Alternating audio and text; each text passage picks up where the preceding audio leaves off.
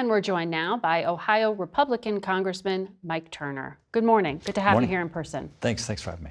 I want to talk to you about Ukraine, which you just returned from. But before I do that, let's button up where we left the conversation with Senator Klobuchar.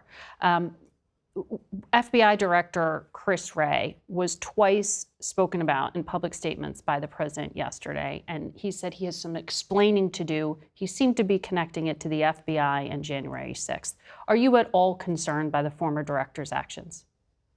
Well, I do think with this new information, there's going to have to be some explaining as to what is this new information and how does this relate to January 6th. Specifically the number of the agents, that 274? Yes, this does seem to be significantly different than what anyone has heard before. And how does this relate to the circumstances of what occurred there?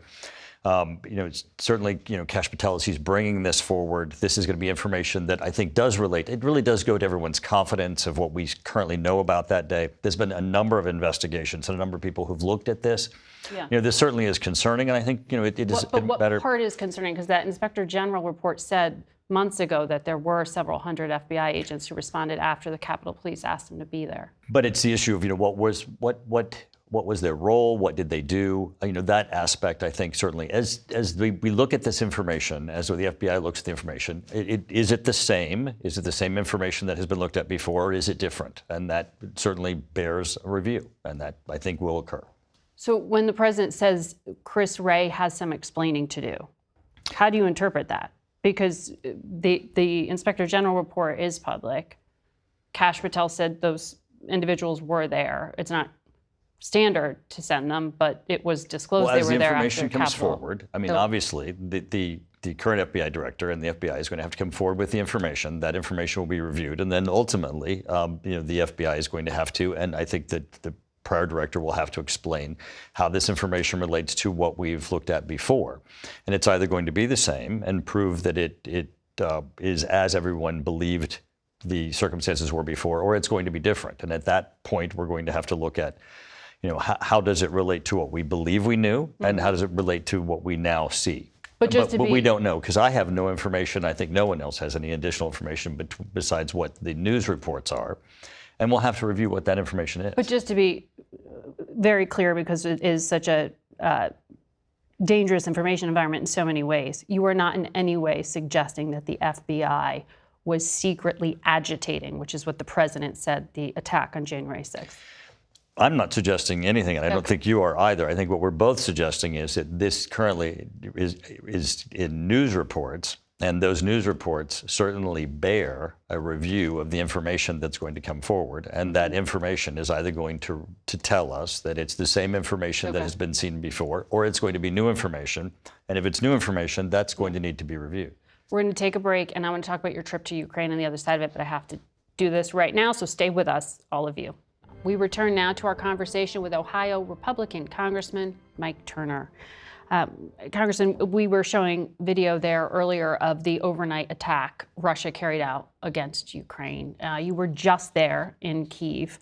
I'm sure you welcomed what the president said this week when he said he now has changed his mind and he does believe Ukraine could win this war and get its territory back from Russia. But he also added he wishes everyone well when he made that statement. So is he telling us that the United States is walking away from Ukraine and leaving it up to them?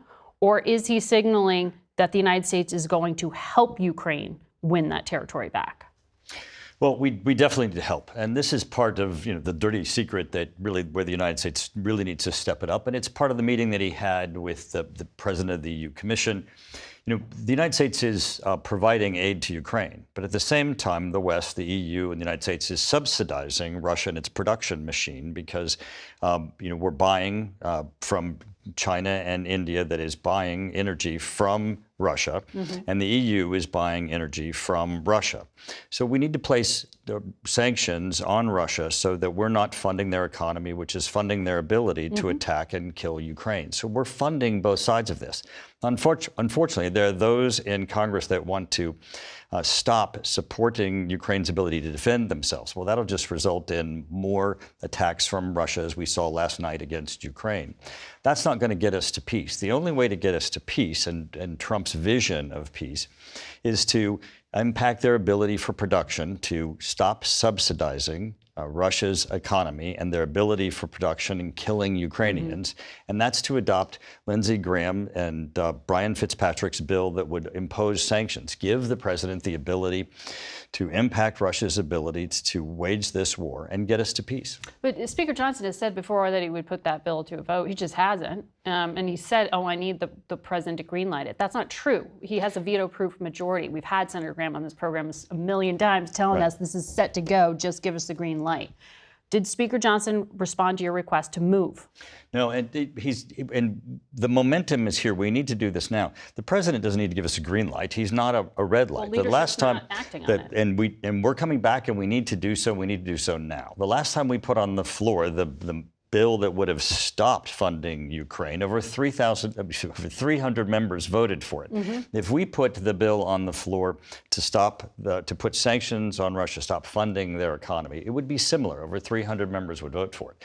The only way to peace is to put sanctions on Russia, continuing our support for Ukraine, which is what we're doing, what the president's going to be doing, and bring this war to an end. Support Trump's vision of peace, put sanctions on Russia, stop funding their war economy. Now, what I saw in Ukraine, which is what's really incredible, is that they are winning modern warfare. What they're doing with their anti-drone technology, I mean, they are really the tech bros of the future. They are implementing on the front line anti-drone air defense technology that is winning this war. With our help and assistance, which they're going to continue to need for the long-range systems that Russia's bringing in and that are attacking Kyiv with. But what their anti-drone technology that no one else has, that they are implementing, they are winning this war. We need to be on the side of that war of the future that they're winning and support Ukraine. And I've heard military officials explain this to me, that this is like a really interesting test case to learn the lessons that Ukraine is illustrating for the world. However, in the immediate term, will the president lift restrictions on Ukraine's ability to use long-range weapons to actually attack Russia? Well, and he really needs to do so, because what's happening with that pressure that's on the front line. Because he has the old Biden policy. Right, well, he does, and that's what he needs to release, because with the pressure on the front line and the fact that Ukraine has developed anti-drone technology where they're taking down Russian drones, they're using their own drones to attack Russia, but Russia has long-range weapons that they're attacking that front line. Ukraine needs to have the ability to use long-range weapons to push Russia back. And when they're able to do that, they will get their territory back. If they are able to do that, they will win this war. And if we put sanctions on Russia impacting their ability to produce their war machine and production, they will be able to win this modern warfare, and we'll be on the right side of what this is not old-time war. This is modern war, and we're on the right side of Ukraine. You've just got to persuade President Trump to do that change in policy. When we were in France last week speaking to President Macron, I asked him about those incursions into European airspace. Some would say by Russian drones or Russian jets. Others have said they still need to investigate. We've seen drones or jets into Poland, Estonia, Romania, Norway, possibly Denmark. What should the United States be doing to push back on those provocations? You know, what's interesting about this is that what we've always said is that, Russia, once they got through Ukraine, would be testing and can continue into Europe. But what they're seeing now, because they're having this success of Ukraine, they're going over Ukraine. They're now going into Poland and Romania, and they're seeing that Poland and Romania don't have the advanced technology that Ukraine does. And instead of going through Ukraine, they're going over Ukraine. Since this is modern warfare and Ukraine's winning it, they're seeing that the old war is actually old Europe. Mike Turner, thank you for sharing some of your insights, what you learned on the ground in Ukraine. Thank you.